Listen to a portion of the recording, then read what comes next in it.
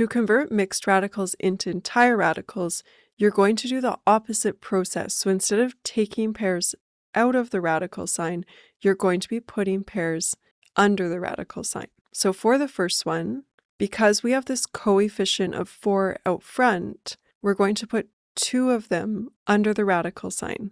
And then we need to account for what was already under the sign, the 3. And 4 times 4 times 3 is 48. So a bit of information as to why this works. If we're trying to make it into an entire radical, we essentially want everything under the radical sign. So we're kind of thinking like that 4, if we want it to be under a radical sign, what would this number have to be? Well, 16. The square root of 16 is 4. And to find that number, we can essentially multiply the 4 by itself twice, 4 times 4.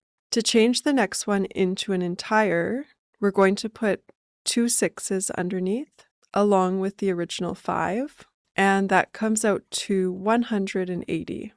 When you have a negative coefficient, you want to leave the negative sign outside, and I can explain why after we go through this question. So leave your negative outside, then we're going to put 2 7s underneath along with the original, and all of that multiplies to 343. So now I'll explain why it's important for you to leave the negative outside of the radical sign. If I go ahead and look at the value of the original, I get negative 18.52. Okay, so I'll write that, negative 18.52. Now I'll go ahead and calculate negative square root 343.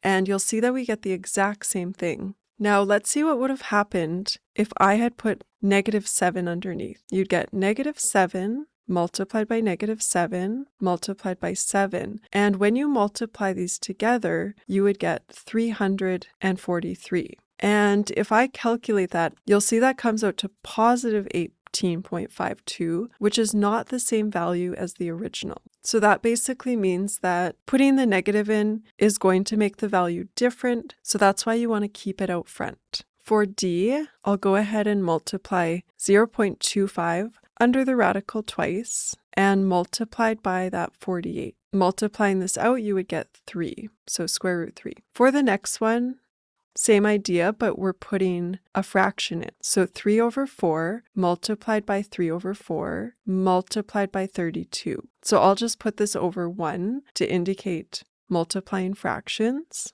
I see a common factor of 4 on the top and bottom, so 4 divided by 4 is 1, 32 divided by 4 is 8. Now I see another factor of 4, so 8 divided by 4 is 2, 4 divided by 4 is 1. Now we have much easier numbers to work with. So 3 times 3 times 2 is 18, over 1 times 1 times 1 is just 1.